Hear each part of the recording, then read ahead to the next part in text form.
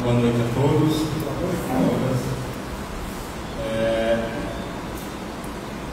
Hoje vai ser apresentar a pessoa que vai falar e a pessoa própria que vai falar. Então, deixar para fazer essa transição toda. Então, hoje, nós vamos conversar um pouco, né, como sempre conversamos, no capítulo 20, moral estranha, ou estranho moral. O item 9 do Evangelho. E Jesus disse: não vim trazer a paz, mas a espada. Então nós vamos ler o Evangelho, nós vamos conversar um pouco sobre essa passagem, para que nós possamos junto, nessa interação de todos nós, possamos entender mais e melhor dessa mensagem de Jesus, que fica um pouco controvérsia para tudo aquilo que Jesus já nos tem ensinado e nos tem demonstrado todo o seu amor.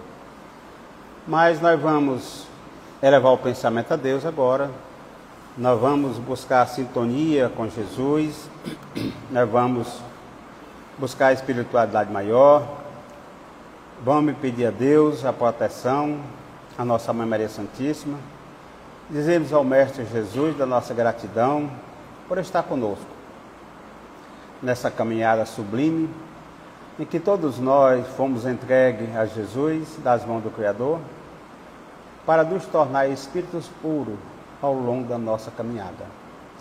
Jesus, como nosso mestre, modelo, guia e salvador, é aquele que vem nos ensinando ao longo de nossa caminhada a mensagem morredora, para que nos transformemos, para que nos revitalizemos nossos conceitos, nossos preconceitos, para vivenciar a mensagem do Cristo de Deus e sermos verdadeiros trabalhadores da seara de Jesus.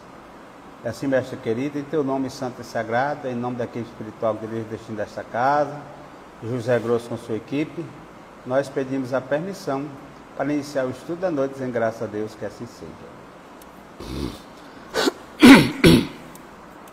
Pois bem, então, como foi falado, nós vamos conversar um pouquinho desse capítulo que já vem se prolongando há bastante tempo nesta casa, né? E com certeza vocês já ouviram muitos outros companheiros falar, inclusive eu também já falei um pouco sobre essa mesma passagem. E é uma passagem, de certa forma, um tanto quanto, como eu falei, assim, à primeira vista, né? No primeiro impacto, quando lemos não vim trazer a paz, mas a espada, ela traz um choque. Ou seja, o Cristo, aquele que disse que devia amar os nossos inimigos, aquele que disse que nós devemos orar pelos que nos perseguem, pelos que caluniam, aquele que disse que nós devemos perdoar 70 vezes 7, aquele que disse: se alguém bate na face, apresentar-lhe a outra, e de um momento para outro, ele vem dizer que veio trazer a espada, veio trazer o fogo sobre a terra, veio separar o filho do pai, a filha da mãe, a nora da sogra, e todos serão na casa agora verdadeiros inimigos. Será que o Cristo falou realmente isso? O que vocês dizem? Tanto que vocês já estudaram, o que vocês dizem? Será que o Cristo falou isso mesmo? Ou está escrito errado, ou não compreendemos a mensagem de Jesus? Não compreendemos? Você concorda, Rodrigo?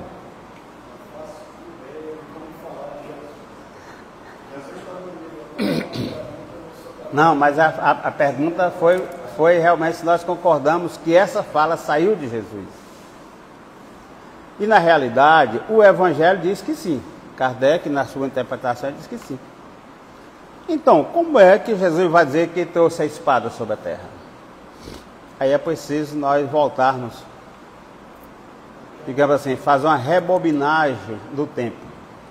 Primeiro, para quem Jesus falava naquele momento?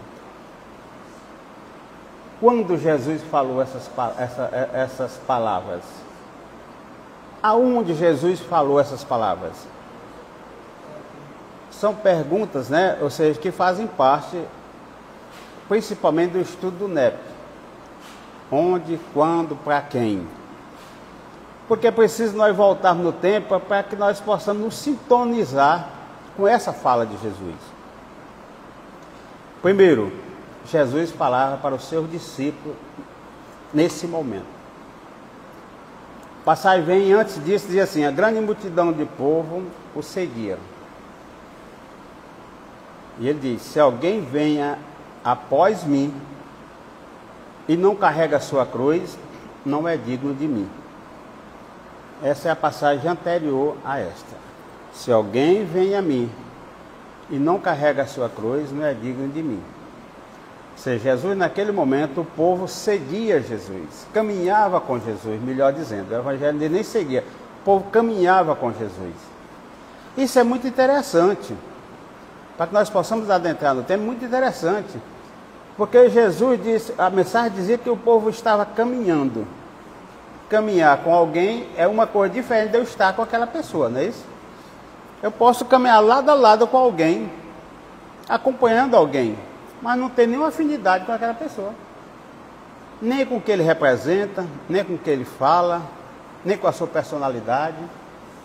E assim a mensagem do Evangelho abre esses parênteses, dizendo: as pessoas caminhavam. E Jesus, sabendo daquela multidão que o acompanhava, sabendo que poucos, e muito poucos, estavam verdadeiramente com Jesus, ele diz: olha, aquele que vem após, Jesus estava na frente. Aquele que vem após mim, mas não carrega a sua cruz. Que cruz? Cruz do nosso dia a dia, dos nossos compromissos, das nossas responsabilidades. Todos nós temos a nossa cruz, maior ou menor, de acordo com as nossas necessidades, merecimento e bagagem moral e espiritual ao longo da nossa caminhada. Então Jesus diz: olha, só é digno de mim aquele que coloca a cruz e segue em frente. Aquele que olha para trás, aquele que se arrepende, aquele que diz: por que eu estou passando por isso? Aquele que diz que eu estou passando por situação difícil, eu não mereço isso, não é digno do Cristo, das mensagens do Cristo. Porque nós simplesmente carregamos um fardo que é nosso. Ninguém carrega fardo dos outros.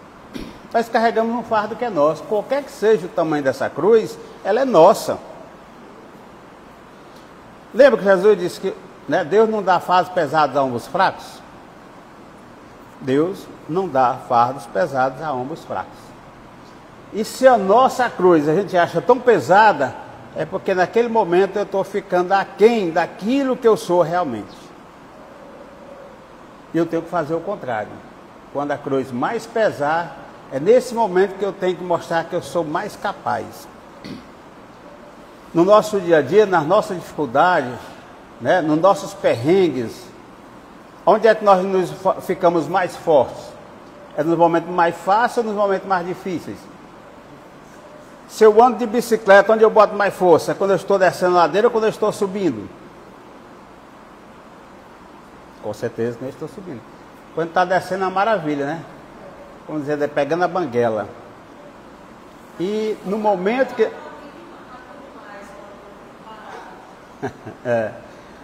E nesse momento nós nos encontramos, nós não estamos pegando banguela, pelo contrário, nós estamos subindo ladeira pesada. Não ladeira pesada porque Deus é mau, porque Deus é vingativo, porque Deus condena, não. Subindo ladeira pela nossa falta de conhecimento, pela nossa falta de moralidade, pela nossa preguiça espiritual, por um passado que, por incrível que pareça, embora nós aqui em nenhum momento, eu sempre gosto de falar isso, nós não somos mal. Mas não é o fato de eu ser mal. Porque o próprio Evangelho diz que o mal, nem sempre é aquilo, às vezes o mal, digamos assim, que eu faço diretamente, mas a minha inércia, a minha indiferença, já é um mal. Exatamente. Ou seja, sim, doutor. Aqueles, por exemplo, que estavam com Jesus quando apresenta-se Jesus e Barrabás, e deixa que o povo decida quem será crucificado. O povo escolhe para ser solto Barrabás, foi isso? E condenaram Jesus à crucificação. Para muitos, disse, não, me fizeram a pergunta e eu respondi, né? Não tem nada a ver com isso. Será que não? Será que nós não temos a ver com a nossa indiferença? E isso é exatamente o que Jesus disse: aquele que quiser vir após mim, carrega a sua cruz. A cruz de cada dia, a cruz de todo momento, para que nós possamos ser dignos de caminhar, de estar, de seguir Jesus. E em seguida Jesus diz aos seus discípulos: eu não vim trazer a paz, mas a espada. Foi um choque, com certeza. Porque também os apóstolos não estavam na altura de compreender essa mensagem tão profunda de Jesus nesse momento. Como muitos de nós ainda não estamos. Mas aí o Evangelho vai mostrar mais na frente que toda a doutrina, toda a renovação, quando ela vem, ela traz, muitas vezes, e na grande maioria, de sabores, e principalmente quando ela vai de encontro a interesses. Principalmente quando vai de encontro a interesses. E o Evangelho diz que Jesus veio exatamente no momento que o paganismo estava se apagando. Ou seja, as pessoas daquela época se apegavam mais à religiosidade por digamos assim, por apego material, mais do que por convicção. Os deuses, sim, sim.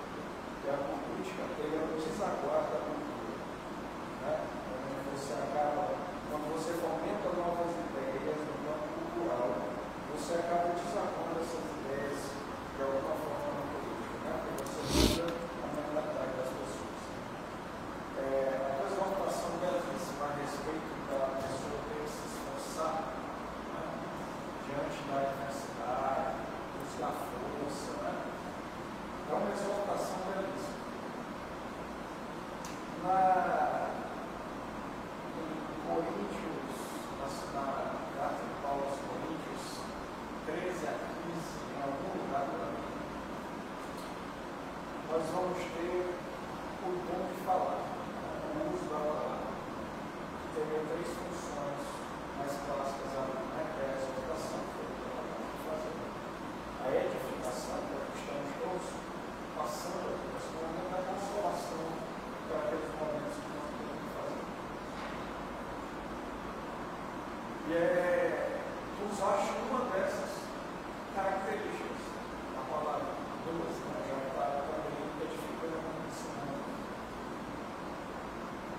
Mas enquanto tu falavas, eu lembrei de uma passagem, e aqui eu gostaria de trazer essa reflexão para dentro da reflexão geral. Certo. Que nós estamos fazendo. Gálatas 6:2 assim. Né? É o que está aqui, né? Alguma coisa eu sabia que era Gálatas, mas não lembrava qual era. Certo. Levai as cargas uns dos outros, e assim cumprireis as leis de Deus. Repete aí, não entendi. Levai As cargas uns dos outros, e assim cumprireis as leis de Deus. Aí continua aqui, né? Porque se alguém se julga ser alguma coisa, não sendo nada, ou seja, se a pessoa tem uma autoimagem, uma autovisão de que ela é maior do que o que ela vai enfrentar de problema, ela a si mesmo se engana. Mas antes tem outra coisa. Então aqui ela traz uma reflexão seguinte. Assim, vou terminar. seu amor, e então terá motivo de gloriar-se. Ou seja, o sujeito que já se esforçou, já fez o que tinha que fazer, conseguiu se superar, ele pode se vangloriar de alguma coisa que ele fez. Né? Mas a primeira parte da mensagem, que traz a ideia de solidariedade, né? ela nos estimula, nos convida a apoiar uns aos outros, a ajudar uns aos outros a carregar essas cruzes. Né? Que são aqueles momentos, ou seja, por mais forte que o cidadão consiga ser, existem momentos em que o peso é muito pesado. Né? O próprio Jesus, se eu não me engano, teve um momento na cruz, crucificado, sofrendo, que ele para e ele mesmo manifesta, né, esse limite, quando ele diz, deixa eu tentar lembrar, afasta de mim esse cálice. Então, assim, Não, eu concordo, só que foi um pouco antes. Então, quando ele fala, quando ele vê que ele vai passar, ele sabe que aquilo vai ser demais até para ele. Né? E que vai ser muito, vai ser um sofrimento para nós. E aí, um homem apareceu no caminho, se eu não me engano, e ajudou ele a carregar a cruz dele. Eu não lembro o nome desse homem. Mas parece que esse homem ajudou a carregar a cruz por um tempo. Então, até Jesus precisou de alguém que ajudasse a carregar a cruz dele. Não sei se vocês entenderam bem o que o Rodrigo falou. Digamos assim, um pouco à parte, mas só para contribuir, para não ficar... na realidade, Rodrigo, quando Jesus fala isso, na minha interpretação e no que eu tenho estudado, Jesus disse, primeiro assim, essa questão é muito contraditória, afasta de mim esse cálice. Muito contraditória, porque Jesus já sabia do começo, meio e fim. Então ele não vinha mais com medo do que acontecer. Quando Jesus se preocupa, é mais ou menos o que aconteceu um pouquinho antes, quando as irmãs de Lázaro mandam dizer para ele que Lázaro tinha morrido. E ele, de onde ele estava, o próprio Evangelho diz que foi um dos maiores sofrimentos e dor que ele passou, porque ele amava muito Lázaro. E Jesus podia fazer alguma coisa? Jesus não curou outro distante, por que não fez isso com Lázaro, naquele momento?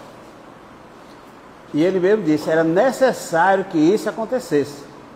Porque quando ele chega em Betânia, que as irmãs de lá dizem, se tivesse vindo antes, ele não teria morrido. Ela estava indignada, porque ela sabia, ela confiava em Jesus. Ela sabia do poder que Jesus tinha. Então elas achavam o seguinte, se ele estivesse aqui, não tinha morrido. Ou seja, e ele fala para ela que ele sentiu muito, mas naquele momento ele não poderia agir contra as leis. Isso aconteceu em dois momentos. Aconteceu também quando Ramala foi perfurada por uma espada pelas costas. E aí, quando o seu apóstolo chega para ele e pede que ele a curasse, que ele não deixasse ela morrer, ele ficou, como dizer, da estar desesperado. Por quê? Já que ele não podia fazer aquilo, ele, mais uma vez, não podia contradizer as leis divinas. Precisava passar por aquilo. Tomé era uma criatura que, de certa forma, tinha uma fé cambaleante por um momento. E precisava que aquilo acontecesse para que ele sozinho tivesse o desenvolvimento necessário como apóstolo. Porque talvez, com Ramala, como casal, digamos assim, pela própria força da circunstância do momento, ele poderia ter se afastado da mensagem. E Jesus sabia perfeitamente disso. Então, o caso de Lázaro é exatamente assim. Então, quando ele chega lá, que ele diz, Lázaro não morreu.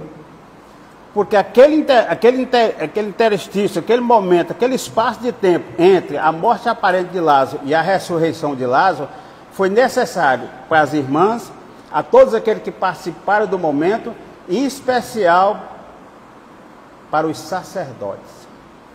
Porque foi o checkmate que ele deu nos sacerdotes, que foi a última cura e digamos assim, o último milagre de Jesus. A partir de então, ele passa realmente até mesmo a anunciar, na própria conversa que tem com Lázaro, após entre a ressurreição de Lázaro, na casa de Lázaro, ele começa a mostrar que vai passar, digamos assim, chegando o seu fim. Então, é necessário que isso aconteça. Então, quando ele já fala disso aí, quando chega no momento que ele está escrito, que a gente vê essa questão, que ele diz assim, Pai, afasta de mim esse cálice, ou seja, em alguns estudiosos, diz que ele não falou essa mensagem. Eu, particularmente, né, com esse, digamos assim, é como a questão da espada. Com essa finalidade, eu acredito também que Jesus não falou. Porque a preocupação de Jesus nunca foi com ele, só um minutinho, a preocupação de Jesus nunca foi com ele. Mas aqueles que estavam ao seu redor, que não compreendiam a grandiosidade, a mensagem e a necessidade do Cristo sobre a terra. Eles não entendiam. Eles não entendiam. A preocupação de Jesus não foi com ele. Era exatamente com aqueles que não conseguiam, digamos assim, adentrar, né? A mergulhar na mensagem, a mergulhar na essência do Evangelho de Jesus.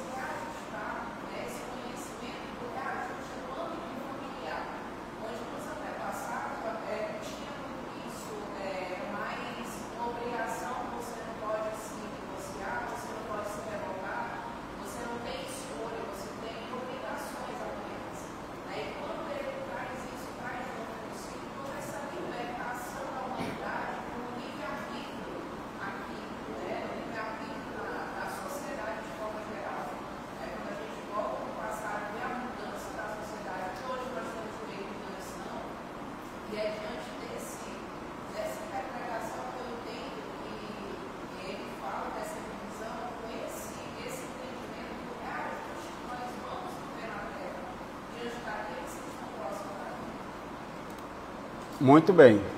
Você praticamente fechou o que eu ia deixar mais para o fim, mas foi excelente. É verdade, é isso mesmo. Né? Okay. O que acontece, aí eu vou voltar um pouquinho antes, até chegar a esse nível que você falou, que era, digamos assim, é mais o fechamento da fala. É exatamente, a espada, na realidade, ou seja, a mensagem de Jesus, naquele momento, ela é a lança, vamos dizer, o objetivo da espada da lança, perfuração, corte, dor, né? A mensagem de Jesus, ela só ia se restabelecer sobre a terra, infelizmente, e ele mesmo deixa bem claro, só ia se restabelecer ainda passando pela dor, pelo sofrimento e pela morte física. Aí o Evangelho diz, será que é porque a mensagem de Jesus tinha esse propósito? Não, mas pela dureza dos homens, pela não compreensão do Evangelho de Jesus. Então, quando Jesus diz que veio trazer essa espada, porque verdadeiramente a mensagem de Jesus, a partir de então, ela ia fazer corte, aí do que você falou, ia fazer divisão entre as famílias. Porque a maioria das pessoas daquela época, ou seja, digamos assim, ela, voltando principalmente dos judeus, ou seja, o que eles obedeciam? A lei mosaica. Você tem a lei mosaica dizia assim, entre muitos, amarás o vosso irmão e odiarás o vosso inimigo. Ou seja, ela era a lei, estava dizendo, olha, o meu irmão aqui eu tenho que amar, eu tenho que gostar dele. Ah, aquele ali é meu inimigo. Então se eu puder tirar a vida dele, eu tenho que tirar. Aí Jesus disse o quê? Porém eu vos digo, amarás o teu inimigo. Agora imagina na situação no judaísmo de então, você trazer que o seu inimigo agora você tem que perdoar ele. Você tem que amar ele. Com certeza. Mas é isso que ele disse que trouxe. Por isso que ele disse que veio trazer a espada. Porque ele disse que a partir de então, o filho estará em divisão com o pai, a filha com a mãe, a nora com a sogra. E onde terá 5 pessoas, terá 3 contra 2 e 2 contra 1 na mesma casa. Imagina, naquela época, aqueles que passam a acreditar, confiar e aceitar o cristianismo, a mensagem de Jesus. Como é que ele conseguia conviver com seus que, de certa forma, não aceitavam a mensagem de Jesus? Vamos trazer para hoje, na nossa casa, principalmente, assim, hoje é uma família especialmente evangélica. Se algum da família chega no meio, no seio deles, assim, a partir de hoje eu sou espírita,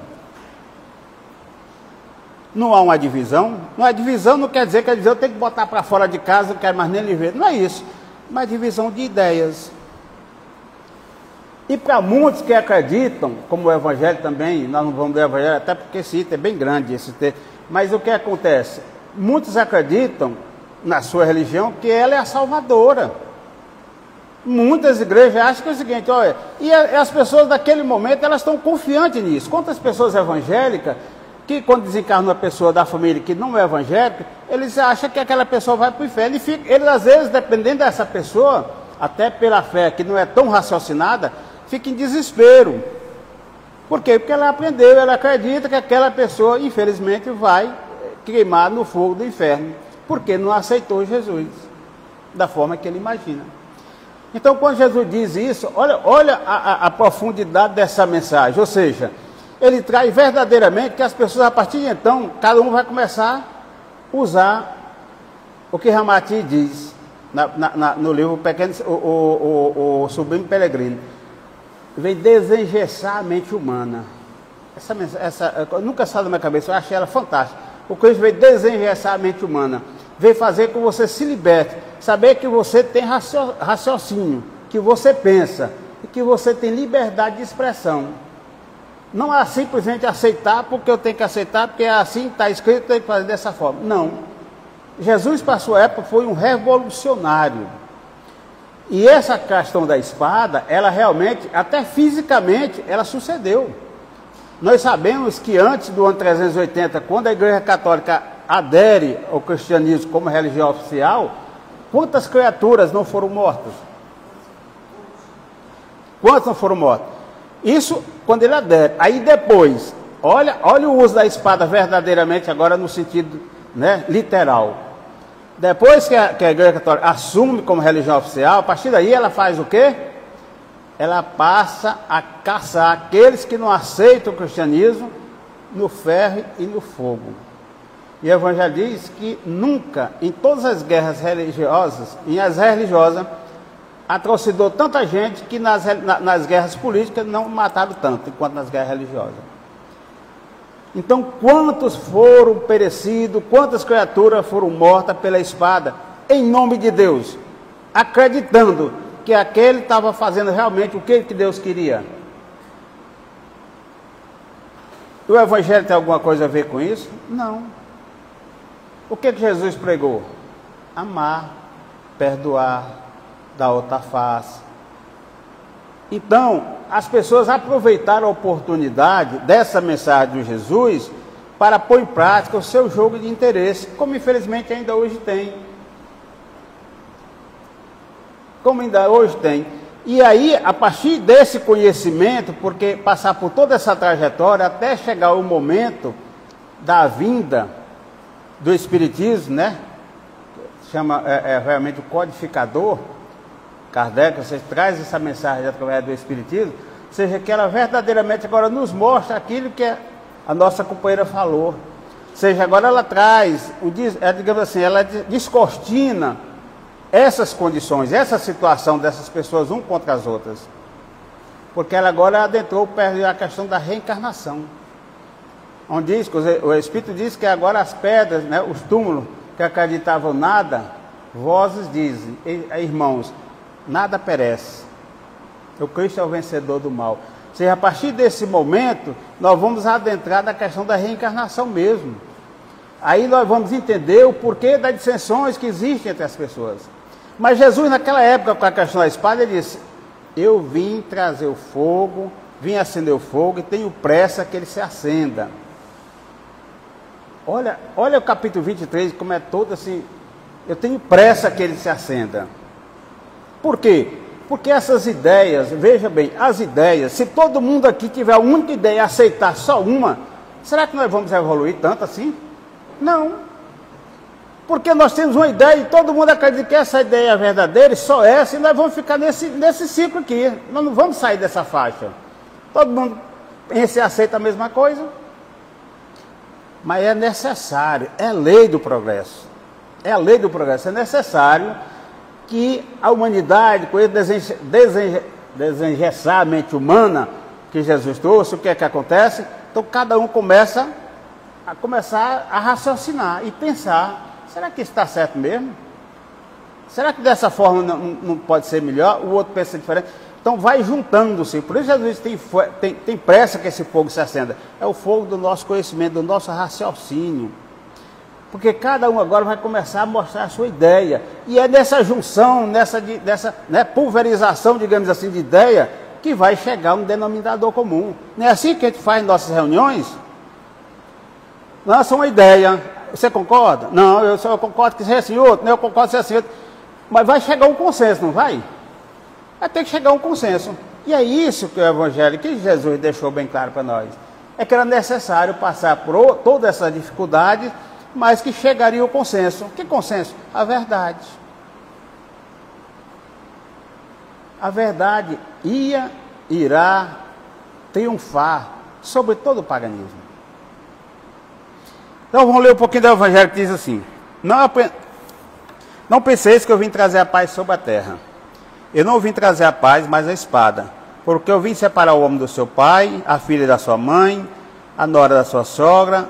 O homem terá por inimigos da sua casa. Mateus 10, 34, 35 e 36.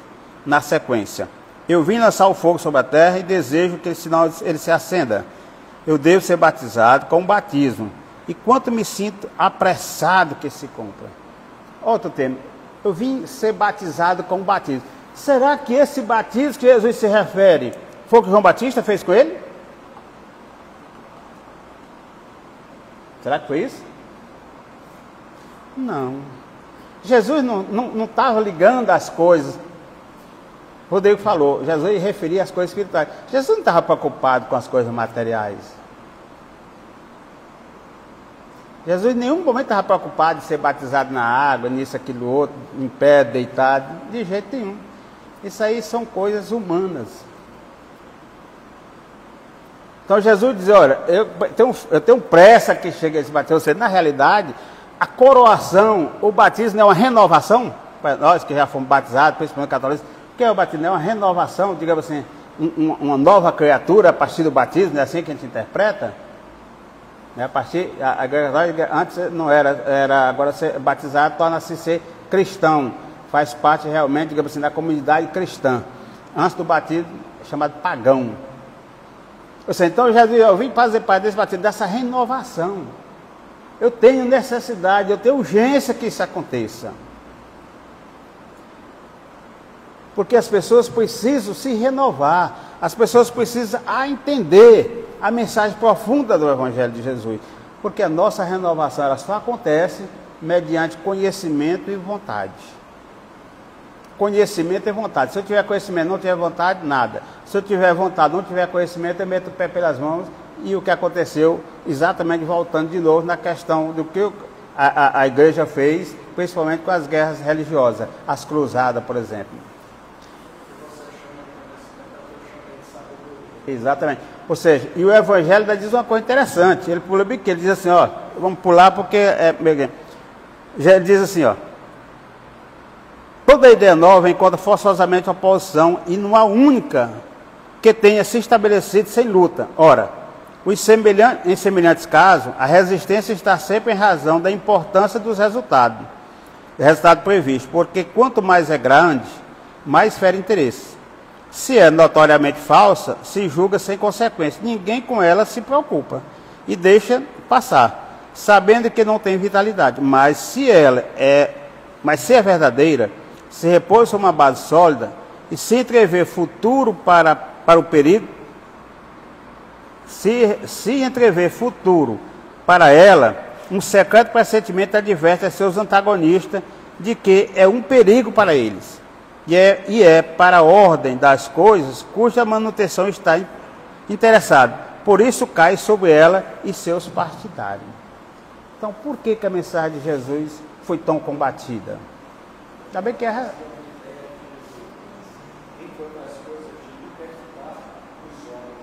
Mas era isso que eu sempre falo da obra O Sublime Peregrino. Desengessar a mente humana. Está bem que Jesus queria de nós. O que ele quer de nós? Desengessar a mente humana. Nós vinhamos com a mente aprisionada. Nós usávamos uma máscara, digamos assim, como fosse a máscara de ferro. Certo? Ou seja, nós não tínhamos liberdade de pensamento. Então Jesus veio exatamente fazer com que, né, nós saíssemos de Itapaulá, pensasse fora da caixa. E aqui está exatamente o porquê do antagonismo do cristianismo. Porque era ferir interesses. Era bater de frente com os poderosos, com as castas de fariseus, de saduceus. Sempre baterá em frente com os poderosos de todos os tempos. Com certeza. A ideia do cristianismo, a ideia central, alguma das, a gente pode pensar o seguinte: livre arbítrio. O que nos deu livre arbítrio? Se Deus me deu livre arbítrio, Ele me deu o direito de escolher, de fazer minhas escolhas, de escolher o que eu quero ver, o que eu vou acreditar, o que eu posso pensar, e nenhum outro homem pode tirar isso de mim, porque liberdade, então, Exatamente. é um presente divino para mim. Mas os homens querem ser poderosos, eles vão fazer o quê? Eles vão vender substâncias que viciam e escravizam seus irmãos, como a generalização de Deus. Eles vão vender sensações e não sentimentos. Né? Exato. O que nós estudamos, por exemplo, fazemos nosso lado mais produtivo. Para quê? Para acorrentar a mente de seus irmãos e se completarem financeiramente uma situação dessa vida. Então, em tudo, o cristianismo sempre vai desafiar os poderosos, porque desafia no senso de que o desafio lançado é o meu sentimento de que eu sou livre para fazer as coisas. Exatamente. Agora, Rodrigo, a gente tem que entender o seguinte, isso realmente faz parte do que você falou. Só lembrando que, já deixou bem claro, que a sementeira é livre, mas a colheita é obrigatória. Então, ou seja, por mais que tenhamos essas condições, sempre houve realmente, mas a colheita vai sempre existir. E nós sabemos hoje, perfeitamente, através da lei da reencarnação, que é exatamente as pessoas que passaram fazendo grande dificuldade, infelizmente, vão agora, né, essa e outras encarnações, passar por situações também semelhantes. Né? Isso é lei. Então, vamos voltar um pouquinho de novo. Aí volta a questão da espada. Ou seja, as pessoas que estavam 3 contra 2, 2 contra 3, naquele momento, com certeza, eu não sei se podemos dizer assim, mas talvez quase ninguém entendeu essa mensagem de Jesus na época em que ele falou. Mas Jesus sabia perfeitamente que não precisava dessa preocupação daquele momento. Não precisava dessa preocupação daquele momento. Porque ele sabe que ele, à medida que os homens iam avançando em conhecimento, ia desengessando a mente. Ia começar a ter novas percepções, novas visões, novos entendimentos. E Jesus sempre esteve conosco em todos os momentos. Sempre encarnou pessoas com esse objetivo, exatamente de ajudar a humanidade nesse crescimento. Sempre teve. E quando chegarmos à maturidade, o Evangelho diz, quando chegar o tempo previsto desse saneamento, então realmente virá o Consolador. E aí entra o Consolador prometido por Jesus, que fará agora lembrar o que ele disse e ensinará muito mais. Está nessa mensagem do Evangelho, do capítulo 23 e 39. O Consolador viria realmente, como a promessa de Jesus está exatamente no Evangelho de João 14, 13 a 15 a 17 e 26.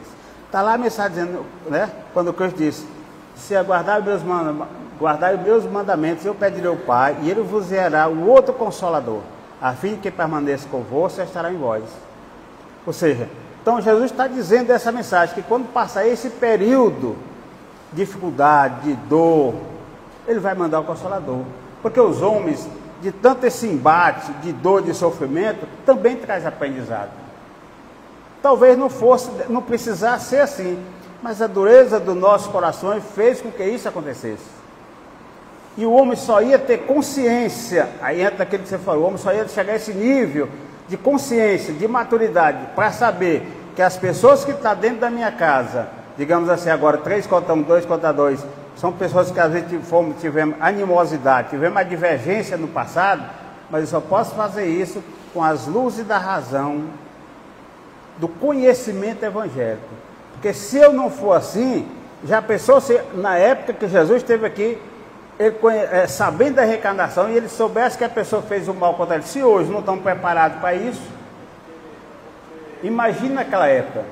Porque às vezes a gente vem da ideia de família, e os dois significados são válidos nesse ponto, né? Com certeza. A ideia de família como algo muito restritivo. A família na qual está inserida da reencarnação. Mas existe a grande família humana, né? Também dentro disso. Então ele sabia que essas dissensões, elas não se dariam apenas na família estrito senso, mas ela se daria pela força das ideias, do debate, das discussões, em um campo muito mais vasto que a própria humanidade agora experimenta, como um todo, já que agora nós somos capazes de nos comunicar, um Brasil inteiro é capaz de se comunicar ao mesmo tempo com as mesmas ideias, ou quer dizer, mostrando cada um suas ideias, né? E isso gera essa dissensão que nós temos. Com certeza. Porque nós vamos olhar, por exemplo, aqui eu vou falar em termos espíritas, né? Nós vamos olhar o materialismo, ideias materialistas, nós vamos olhar o espiritualismo, ideias espiritualistas. Mas só quem teve a oportunidade de estudar vai entender pelo que ele está brigando. Verdade, desse jeito mesmo. Então mostra exatamente essa questão de porquê dessa divisão toda. E mais uma vez reforçando, pegando onde eu parei, se nós naquela época soubéssemos de tudo isso, era bem mais complicado. Por que era mais complicado naquele momento? Porque ainda nós estávamos muito mais, digamos assim, arraigados ao materialismo, mais endurecido. Vinha de uma caminhada, como eu acabei de dizer, ou seja, do Velho Testamento, nós devíamos amar o nosso, do nosso lado, da nossa casa, mas o outro inimigo tinha que ser eliminado. Então nós não estávamos preparados para isso. Então Jesus diz, mas virá a época, sanado, vem o Consolador. Aí sim, vai esclarecer, vai mostrar o porquê dessas dissensões, porquê de cada coisa. E hoje, graças ao conhecimento que nós temos da doutrina espírita, nós hoje podemos dizer assim, nós estamos prontos, muitas vezes, às vezes até para, se alguém, como diz o ditado, se bater a face, você já está pronto até para dar outra. Ou seja, não no sentido literal, mas se alguém diz uma coisa que você não gosta, às vezes você deixa passar. Não, deixa para lá. Fulano diz uma coisa, lhe xinga, você deixa para lá, deixa passar. Há pouco tempo atrás, era motivo de uma dissensão, da morte, como ninguém não levava desaforo para casa, né? Há pouco tempo atrás nós voltamos alguns, talvez menos de um século atrás, aquele que tirasse gracinha com o outro era o suficiente às vezes para morrer, não era assim não?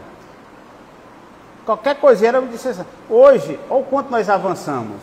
Hoje, apesar que ainda existe coisa, mas hoje nós já estamos bem mais maleáveis. As pessoas, a gente topa, desculpa, não, tá bom, beleza, passa. Até pouco tempo atrás, praticamente não existia. Nós vemos a passagem do duelo do Evangelho. Aí eu vou voltar um pouquinho, quando o Rodrigo falou dessa questão de família, O Evangelho, exatamente da questão moral também, Jesus diz assim, chega para Jesus, ele está na casa de Pedro, e ele diz, teu pai, tua mãe e teus irmãos estão aí fora, te procurar. Aí ele olha aqueles que lá estão e diz, quem é minha mãe e quem são meus irmãos? Naquele momento, ele diz, meus irmãos e minha mãe é todo aquele que faz a vontade do meu Pai que está no céu.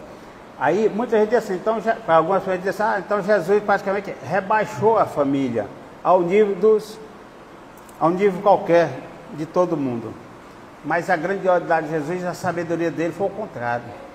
Ele pegou e levou aquelas pessoas ao nível da família. Ele não rebaixou a família, pelo contrário, ele elevou aqueles que estavam ao nível da família. Vocês que estão aqui, que fazem a vontade de Deus, é minha mãe, é meu irmão. Ou seja, ele não ele não baixou a família, ele elevou as pessoas.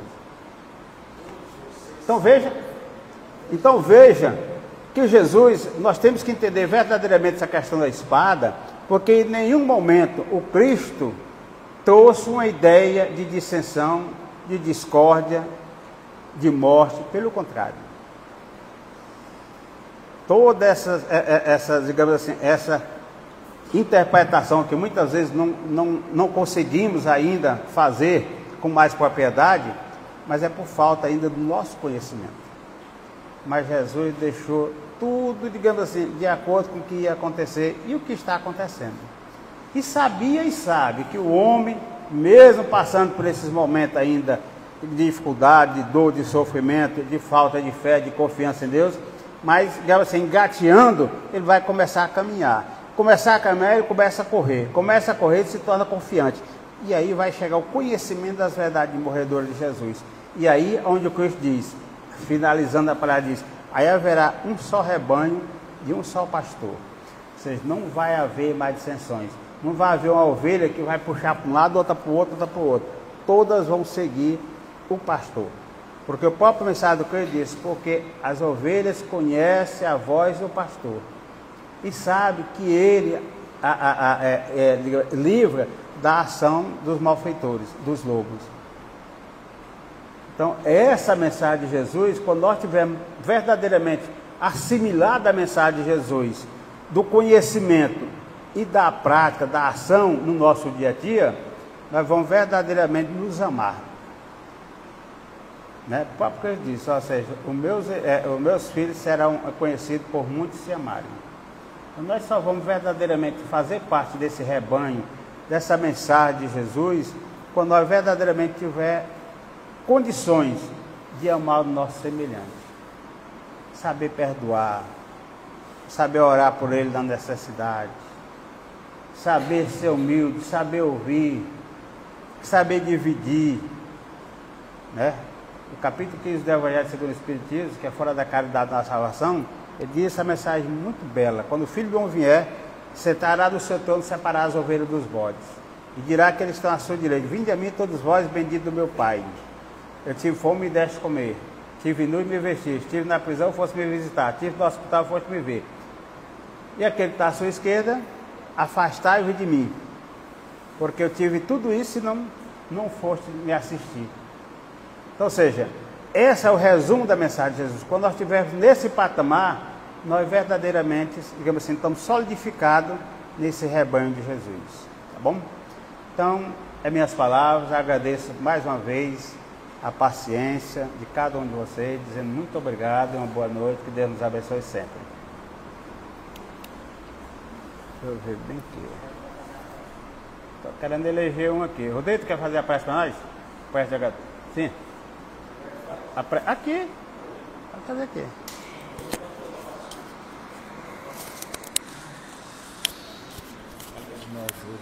Um pouquinho de inspiração vai bem aqui.